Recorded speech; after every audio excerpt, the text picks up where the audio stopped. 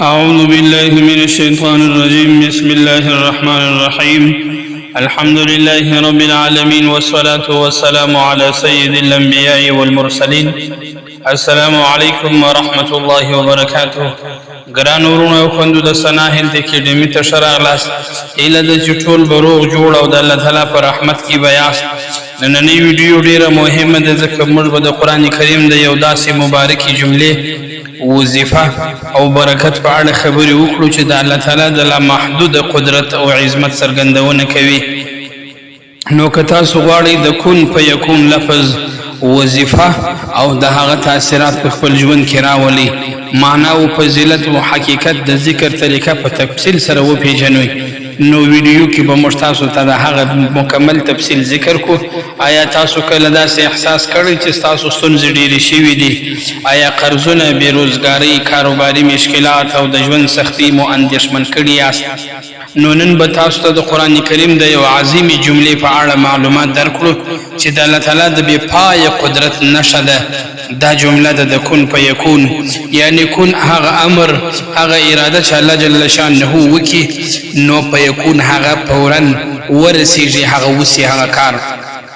کومه اراده چې الله جل شانه وکي نو هغه کار فورا باندې وسی د کن فیکون کن په عربي کلمه ده چې معنا یې ده یعنی وسه او فیکون معنا لري نو هغه وشي کله چې الله تعالی د کوم شي اراده وکړي نو هغه ته یوازې امر کوي کن او هغه شی د الله تعالی په حکم سره پیدا سي الله تعالی په قران کریم کې فرمایي اذا قضى امرا فانما يقول له كن فيكون ترجمه یې دا کله چې الله د کوم شي فیصله وکړي نو یوازې ورته وایي چې وسه نو هغه کار وسی د دې جملې حقیقت دا دی ګران ورونو دا جمله موږ ته دا درس راکوي چې د الله تعالی لپاره هیڅ شی ناممکن نه دی زموږ ستاسې د ژوند چې کومې ستونزې دي زموږ ستاسې د ژوند چې کوم مشکلات دي یا زموږ ستاسې چې کوم کاروباري مصایب او مشکلات دي دا د الله جل شانه دپاره ناممکن نه دي صرف د الله طرفه څه چې د کن فیکون فیصله وسوه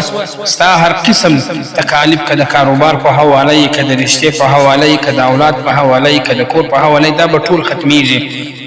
هغه د شپې نه ورځ جوړوي الله جل شانه هغه د وچې ځمکې نه شنه باغونه رازرغونوي هغه ناروغه ته شفا ورکوي هغه بېوسه ته وس ورکوي هغه فقیر ته رزق ورکوي نو که ستاسو ستونزه هر څومره لویې وي که د کاروبار ستونزه وي که د اولاد وي که د کور د پریشانۍ وي که د بیمارۍ وي که د صحت وي هر څومره که د رشتې ستونزه وي د الله تعالی د قدرت په وړاندې هیڅ هم نه ده ډېر خلک یوازې د مال او دولت لپاره دعا کوي خو حقیقي رزق یوازې پیسې نه دي روغتیا رزق دی اولاد رزق دی ایمان رزق دی سکون رزق دی برکت رزق دی کله چې الله تعالی په رزق کې برکت واچوي لږ مال هم ډېر کار کوي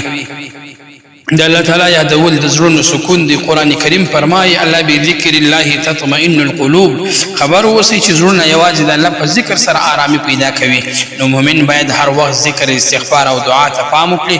اوس راځو هغه مختصره د ذکر طریقه د کن فیکون کوو موږ تاسې په خپله زندګي کې په عملي طریقه باندې موږ تاسې راولو